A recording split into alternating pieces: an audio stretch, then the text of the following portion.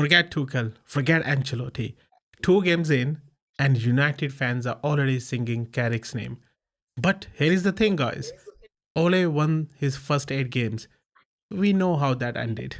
Is history about to repeat itself? Let's talk about it.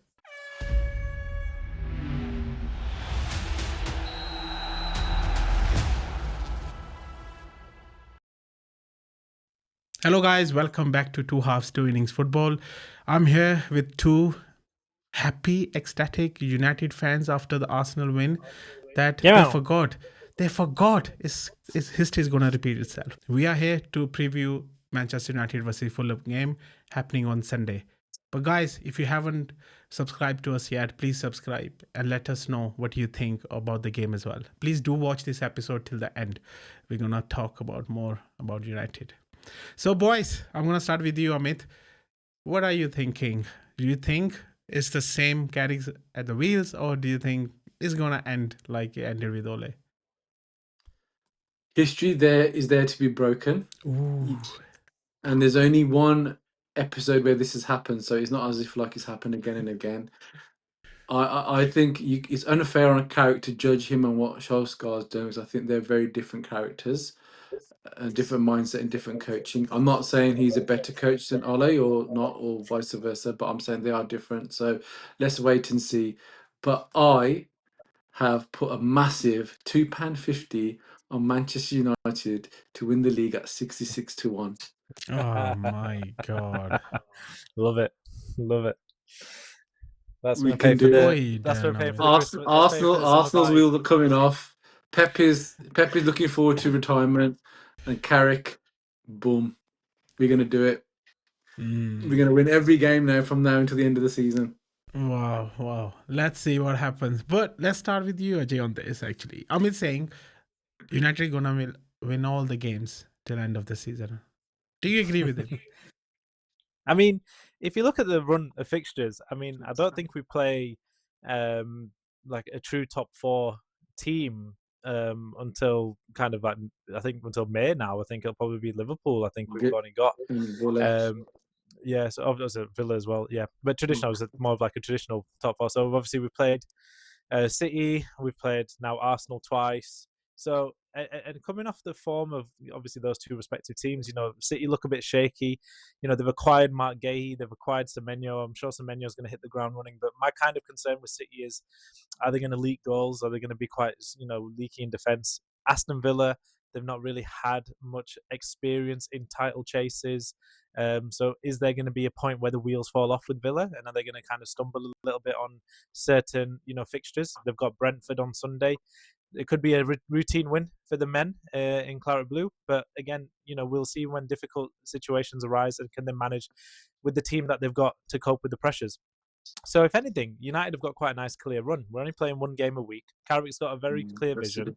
The kind of talks from Omar Barada and obviously Jason Wilcox will be just basically treat every single game like it's the last game that you're going to manage. You know, you're going to have to go in every game, perform well, perform at the standards that we did against City, the standards that we did against Arsenal, and we've got the players for it. Okay, bearing in mind that Dorgu has now got an injury, and I think recent reports said it was 10 weeks he was out, but I think Carrick has kind of talked about his conference today, his press conference, saying that it might not be that long, so that's some positive news. So we're only going to go from strength to strength, and obviously Eric Dyer coming back in as well. So I don't see why not. We can't have an ambition to win every game, but I'm not saying that Michael Carrick is he's going to make wonders happen in this club, and nor should he get rewarded with having a contract extension or get the actual position at the end of the season, regardless of where we finish. We need to just do a full reset with United and think clearly. The board of Ineos, again, Barada, Wilcox, and even like Ratcliffe, they need to kind of have a vision for where do they see United going. We can't just appoint Michael Carrick and then he lose 6 games come next season and then that's it, we sack him again. You know, so we can't keep doing that rinse repeat situation of hiring managers or ex-player managers and then sack them after 5 or 6 games, you know? Yeah, so we will talk about that, Ajay. We will talk about that. If we talk about Fulham, if we talk about the Fulham game, sorry, just obviously going on. No, just Ajay, just tell me, do you agree with Amit that you will win all the games? remaining games. Well, no, we won't win all the games. No. It's silly to say that we will win all the games, but is it a favourable set of fixtures coming up? I think we could probably win about 75% of those games. But Realistically, if you see, if we play like how we played against City and Arsenal every week, I don't see why not. So I feel like 75%. But this is a real test, and I think. This is the problem I think with this is a real United, test right? now. Yeah, this is a real test now. I think, Rohit. Yeah. Against Fulham. No, joking aside, I think this is a real test now. Coming on to that as well, Amit. That's what I wanted to ask you guys. United play very well against top teams, top 4 teams, right? Yeah, exactly. They said, okay, Amorim won against City. Amorim won at Anfield, right? So it doesn't mean that Amorim or Carrick came in and everything changed. With Amorim as well, you guys won against City. You guys won against us as well in FA Cup, and then won against City as well. So I think the problem gonna be to playing against the teams mid-table or below, right? Because the but teams are Fulham's fighting. not a mid-table team. Fulham are currently sitting 7th, so they're a very good team. Yeah, so so again, I'm just saying how you can say you're gonna win all the games when the game's gonna be tough. I mean, I'm gonna come to you on this. Yeah, what do you want you to say? Yeah. Yeah, I mean, there's no easy game in the Premier League. Okay, I mean, I was being a bit facetious when I said that we're going to win every single game. I mean, there's me being hope. And you're right, Rohit, to state that Amorim did beat Liverpool. Amorim did beat Manchester City. So what was the difference? I think the difference here is, Rohit, that again, this is as a long United fan since the early 90s. So for 30 years or so, 33 years I've been supporting Manchester United. What I'm seeing is, and we talk about this a lot about the Dino, I'm seeing Manchester United playing like a Manchester United team that I was used to historically. Okay, working hard, working together as a team. Okay, and then attacking, and that's what I'm seeing. And what I'm seeing with Carrick as well is that, and we touched this on this our last episode, is that he was making decisions which other managers, which much more experienced than him, haven't made. I.e., Dorgu got injured. The natural thought would have been, okay, I think at that point they might have been drawing against Arsenal. I can't remember now. Was to maybe put on a defensive player, but no, he wanted to go out for the win. That's the United way that I know. Okay, from the past 30 years. So I think that's the difference. Controversial. I just said that would Carrick stay on as a manager? Would you keep him on as a manager?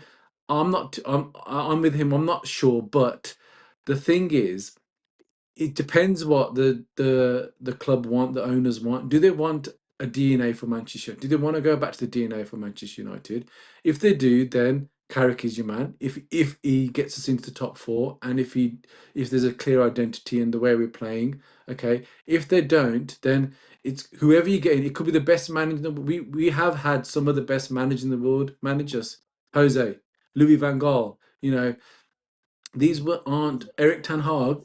He was a very good success at Ajax, and he took them to the Champions League semi-finals as well with that team. So they're not poor managers. It's just for whatever reason, whatever the politics behind the scenes or whatever, we don't know. We never will fully know. But it depends what the owners want. Mm-hmm. And coming on to the injuries as well, right? Fulham is a tough team to play against as well. At least you are playing at home, you're not playing away. So that's a good thing. But there's a pressure playing at Old Trafford after 2 successful wins, 2 successful games. There'll be expectations now to play the same way. And having Dorgu injury at the wrong time, how this will impact the United, how they play. Ajay, I want to come to you on that. Yeah, I think we put up a message on the group, and I kind of said, quite laughingly, I was like, yeah, I mean, Dorgu's injury, but I don't think it's going to be the main kind of hit on the team. I think, if somebody like Bruno Fernandes was injured or Martinez is injured and Maguire, then that has more of an impact on the team. Because if you think of Dorgu, his natural position when he was brought in by Amorim was to be a wing-back, kind of. So he was kind of more of a... You could argue that he could have been in Shaw's position, or the likes of Cunha would have filled his role.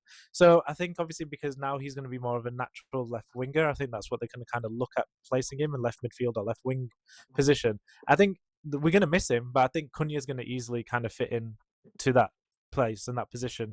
So I think it's not going to be too bad of a miss, because like the likes of Cunha, I mean, that he was fantastic when he came on against Arsenal, and he was fantastic when he came on against Man City. So he'll be very important for us, and I think he'll just fit into that left midfield position, next to Bruno and Mbeumo, and then obviously it looks like maybe Sesko could have then a bit more of an important role to play against Fulham. So we'll see if he starts with him. But it's gonna be a miss because the guy was literally just in the form of his life. He was playing absolutely Yeah. fantastic. So to have an injury Yeah. like that, it is a shame. But overall, in my eyes, I don't think it's a massive loss because there are players around or other players that can fill in that position. Or we can work on that. Yeah. I was I just saying think this, as he scores great handball goals. There was no handball. There was no handball at all. It in was a that. handball. So, As give per over. the rule. Give Anyway, over. let's move on. Ajay, Amit, I want to hear from you as well. Do you think it would quickly, be? yeah. Yeah. I mean, Dorgu is. I mean, he's playing very well. And he seemed to stabilise that team. He's a good call by Michael Carrick to get him in that position. Cunha has come on. When he's come on, he has really been brilliant. But then they're short bursts. So I think my hunch is I think he'll actually start with Mason Mount. Now the reason for that is, hear me out, is that back in Euro 2000, in the run up to Euro 2000, on the left hand side for England, it was Shaw and Mount. Now Shaw's played 23 Premier League games in a row this season. Okay, I'm not saying he's been brilliant. He's actually got better as the season's gone on, but he had that great relationship with Mount for England. And remember, Steve Holland was part of that England setup, so maybe Steve Holland's gonna Nice, good give some shot. advice Very to good shot. Carrick. A good give some advice to Michael Carrick. Yeah. Say, listen, these two guys, they played well. And at that time, Mason Mount was probably one of England's best players. Actually, I'm not saying it's because of his relationship with Shaw, but he was probably one of the first names on the team sheet after Harry Kane. So I think that's what he'll do, and I think he'll probably bring on Cunha, kind of 60th minute or whatever. I think that's what he'll do. Mm. I don't think he'll change the team too much, so I can't see Sesko Mm. starting from the scratch. Which I feel sorry for him because he just before He Amorim played left, well against Burnley. Poor guy. he scored I two, think three he was goals. coming back into Yeah. form. Yeah. Yeah, his confidence is very similar to very similar to Gokras. His Jokers. Yeah. confidence is players in the league. So I think he had two. He scored 2 games in a row. He had 2 great games. Then obviously change of manager, and then Carrick's obviously decided to put him on the bench. So, but you can't argue with the way Mbemba has been playing. He's No, in his he's first season he untouchable. He's on scored fire. again. He scored against Liverpool. He scored against Arsenal. Scored against City. I think he's the first player to have done that for United, as in to score against their 3 clubs since Robbie van Persie, who you In one alluded to season. earlier on. Right. In Okay. in their first season, yeah. First season. Yeah. Yeah. Yeah, in their Okay. first season, yeah. So Okay. And there it's was. so he's doing well. You're doing well, yeah. No, I think the team is in form. What I can see, even though I hate to admit it, team actually last 2 games they played pretty well actually. But coming to Togo, I don't know if you guys heard it. Somebody mentioned, I don't know who it was. Somebody mentioned, remember Bale. He started as a left back. He came in Yeah. and he started scoring wonder goals. This is what Dogo is doing. He was a left back. They push him in the forward areas. push He's to left- scoring left and bangers, and then that's it. That's gonna be the next Bale. What do you guys think about that? If that happens, then brilliant. Yeah, Michael Carrick deserves a job. We'll have to sell him to Real Madrid for hopefully 80 million, 2 years, 3 years. Let's see. But no, he's a fantastic acquisition. He's young. He's athletic. He's 21. He plays. Yeah, Yeah, 21, it's and he good. plays well for his country. He's got a good, kind of confidence in that respect as well. And I think for United, he's been a good revelation. I know at the beginning of the season there were question marks over him and his decision making and his tackling and things like that. But I think overall he's come a long way. So he's improved himself quite well. Amorim even criticised him, saying he was quite timid on the ball. He's quite nervous on the ball, but now he looks a little bit more assured, and he's putting himself in more danger zones and putting crosses in a lot better now. So this is the thing with United is that we just need players that can feed the ball into the centre. This is the problem that we had with Højlund last season, where we just didn't have wingers who were going to cross the ball or who were not making accurate ball passing. So now we've got Ahmad, who likes to cut in, he likes to shoot, but then obviously he knows when to make a pass. Bruno, exactly when he's going to make the pass. He makes very intelligent runs and intelligent passes. Mason Mount can run a lot, and he can do a lot of defending as well as pressing. So it looks a good team. I think for United, if we were to give predictions, I'd definitely say that this should be a comfortable win for United. 2-0. Yep. 2-0. Okay, that's your prediction. But before we go on prediction, guys, I want to speak about Fulham as well, right? Harry Wilson. He's the player. One player, player in form, right? Very, very. He scored like 7. Liverpool could do with him. 10 goals He's in the an last ex-Liverpool 11 player, wasn't Premier he? League games. He was, I think he was, ex-Liverpool, Yeah. Harry Wilson, and he's the one player who's proper top form, right? How would you think Man United will handle him on the day. Amit, I want to talk to you about this. Do you think United are equipped to handle Harry Wilson on the day? With all due respect to Harry Wilson, as much of a great player he is, a good player he is, sorry, we've faced much higher quality players over the last 2 weeks compared to him, with due respect, as in players from Arsenal, players from Man City. Now that's not. I'm not saying. I mean that comment could come and bite me on my backside because he could do as But good he's and the most proper. informed player at the moment. He scored like Yeah, 10 but goals in last 11 league games. yeah. Well, I mean, they just need to if they carry on playing the way they've played, and I was trying to allude to this at the start of the podcast, is that you're right, Rohit. It's easy. I'll say easy, but it's easy. You know, Man City is their rivals. Okay, Arsenal, that as in neighbours. Arsenal have been the historic rivals, and obviously they're on the title challenge. So any club will There's want to always knock off. adrenaline Yeah, coming in yeah, from a game that we're it's gonna it's play. a feather in the cap that Yeah, I've yeah. stopped them from gaining 7 points. So it's much easier, and the new manager bounce, whether you believe in it or not, these things. It's much easier to big yourself up for these games. The true test, I think, this is actually the true test. How do we perform against Fulham? Who aren't a bad team, but they're not. They're not Arsenal. They're not Man City. They're not Chelsea, or they're not Liverpool. With all due respect, okay. So let's see how and if they play how they played against them two teams with a good heart, working together defensively and attacking, and making sure we're taking advantage of our opportunities, then yeah, I think the difference with this game is that compared to the other two games, we're probably going to end up having more of the ball, whilst against Manchester City and Arsenal, it was the opposition that had more of the ball. So it's what we can do, but we've got the creative players to make a difference, I feel. But if I wanna read a stat to you guys, right? Second half FC, basically United's pattern. This is what it is basically. United's last 5 league matches have all seen the second half produce more goals than the first, and Fulham have conceded a league high 10 goals between the 45th to 60th minute. So there is a chance for United to to score goals in the second half. But do you think the United then first half they kind of lack that penetration, lack that effort, which they come back and score in the second half, Ajay? Oh, 100%. I mean, this is just a narrative for United: is start slow, concede a goal first, potentially then get an equaliser, go into halftime 1-1, then score the second goal, and then possibly then concede that the fourth goal, so it ends up being 2-2. I mean, we've seen it with Burnley, we've seen it with Tottenham, we saw it with Arsenal. Nottingham Forest. Yeah. So the thing. I mean, the reverse fixture against Fulham quite early on. I think it was the second game that we played Fulham. I think we drew when Bruno Fernandes missed a penalty, and that proved quite costly. So that was a game again that we could have won.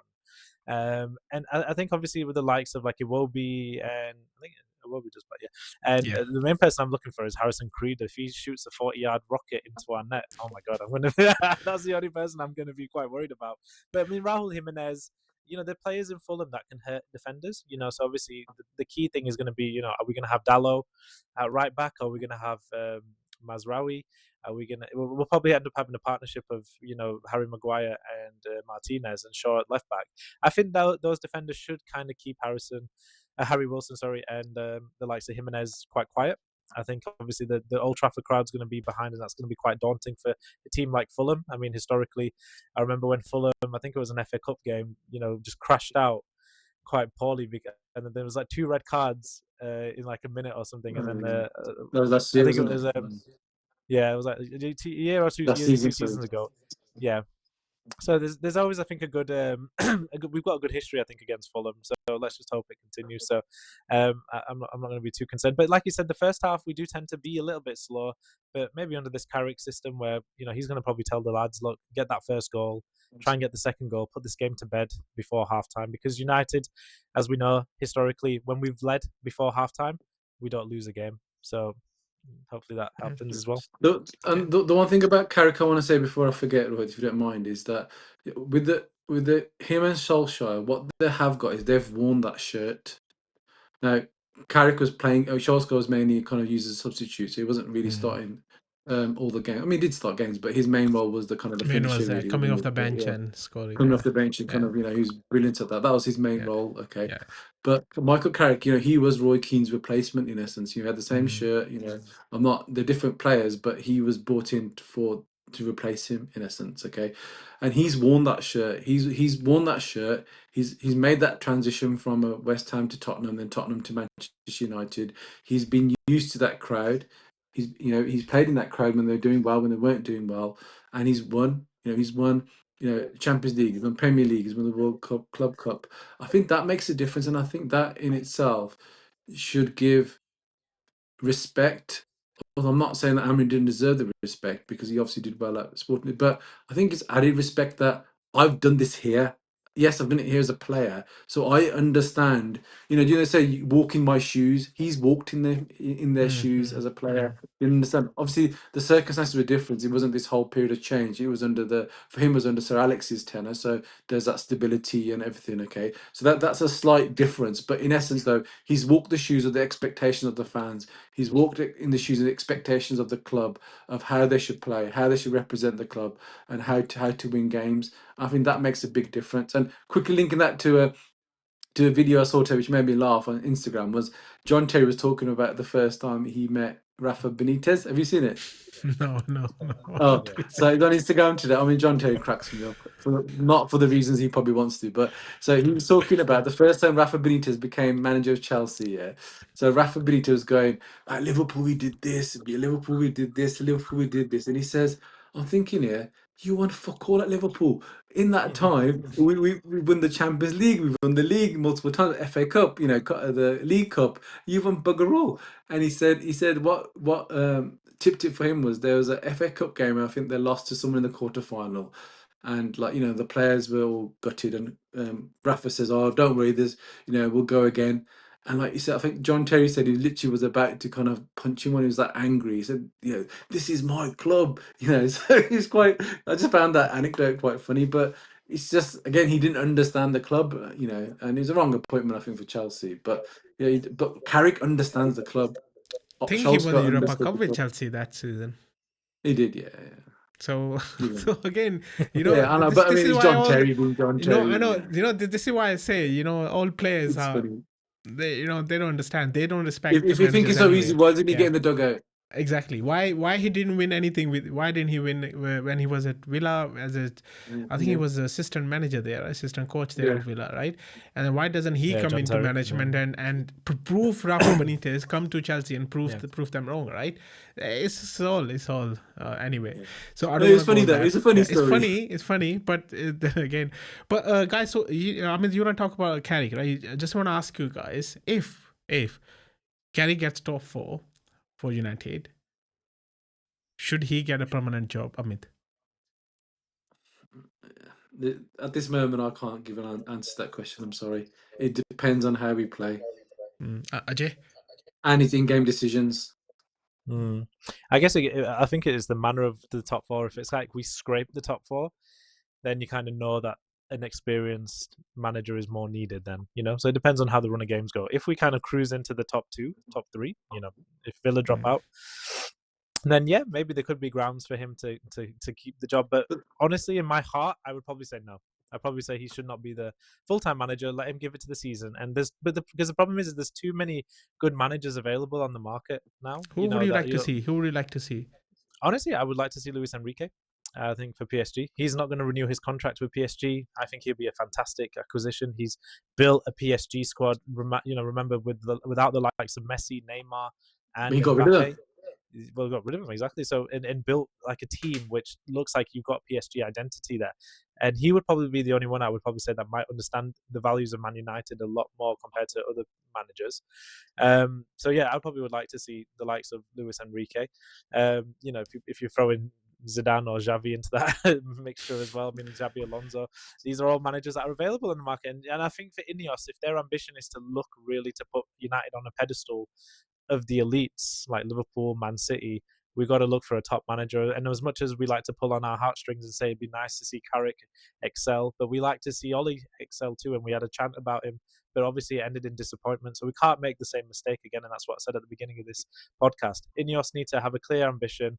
And I feel like maybe Carrick would just suffice in doing his job up until the end of the season. If he has a backroom staff or as a second man kind of job, with the likes of Luis Enrique or someone else, then that would be nice as well. But I don't see him being at the main manager next season. But the reality is, Rohit, Rohit, quickly, the reality is, though, if you're being very blunt about this, Manchester United, with the squad they have and the fact that they're out of everything, they should be top four. They should finish top four. Yeah, no, that's about. And I said that at the start of the season. I thought United would. Yeah, it's very true though. But I mean, I said at the start of the season, Manchester United will finish the top four because of their lack of European activity. And obviously, since then, we've been knocked out of the Carling Cup in the first round, the FA Cup in the first round. So there's even less games. I think we're going to end up playing 40 games. I think this season. Yeah. Okay. Which is this is the lowest he ever played. Yeah. So there's only 2 extra games from the normal league season. Basically, okay. So. That's all, and that was a Carabao Cup which lots of Grimsby, and obviously the FA Cup we all forgot who they lost to now. Recently lost to Brighton. Okay. Yeah. So I mean, for me, I would say Javi or Zidane won't come. He's been waiting for the French job for donkey's years, so he's going to be going there. Javi or Luis Enrique, but they're all going to be a risk because you need someone, I think, who understands the English league. And there is someone who understands the English league and English players, who's a current England manager. Don't say it. Oh, no, Tuchel. Tuchel, yeah. I thought you were going to say Southgate then. I was like, please, no, don't say Southgate. Guys, I was thinking the same. He's saying Southgate, but I mean, Southgate, again, the only issue with Southgate is I think that he didn't have I think his culture was brilliant. If you listen to this episode, you talk about culture. He really changed. I totally agree. I think he changed it. He really changed the England culture. He really brought togetherness. He got the country to fall in love with the team from the way they're playing. He just didn't have the balls to really make that key game decisions at crucial points in the final. And I think that's the difference between the good and the great. Now, don't get me wrong. He's been knighted. And he took England to 2 or 3 finals, or 2 European finals, and then maybe 2 semi-finals and a final, and then one World Cup semi-final. Yeah, but anyway, I mean, it's other than Sir Alf Ramsey won the World Cup. He was the most successful England manager in terms of semi-final, final appearances. 2 finals, 1 semi-final. Yeah. That was it. Yeah, 2. Yeah. So it's so Tuchel, but I mean, again, I can't give a decision at this moment in time until I've seen him play against the likes of Fulham, the likes of Burnley, the likes of Brighton again or whatever. Good. Okay, guys, prediction time. Ajay, what's your prediction? Yeah, I already said. I think we'll go for 2-0. 2-0. I think they'll go for 2-0. Both are set piece FCs because United are, I think, second or third in set piece goals. We'll get some corners, don't we? Will it? Yeah. So Amit. 3-0. Oh, okay. I'm going for United 3-1 with this. I think Fulham will score because United are leaking goals. They are not safe here. I don't know what 1 week will do. Maybe he showed his defense, but let's see what happens. But okay, so that's all. Full house for United. Guys, what do you think? Who will win the game? And should Carrick get permanent job at United? Please tell us, comment, like, subscribe, and please share this episode. And if you guys want to join our panel, talk about your club, please let us know. DM us on our social media channels. Please watch and like and subscribe, like I said earlier. Till then, we'll be back with the review of United versus Fulham game. I hope United lose, but I already gave prediction to 3-1. But let's see. Never. Come on, you Gunners. I'm going to say again, come on, you Gunners. But take care, guys. Stay safe and bye for now. You should be saying, come on, you Spurs.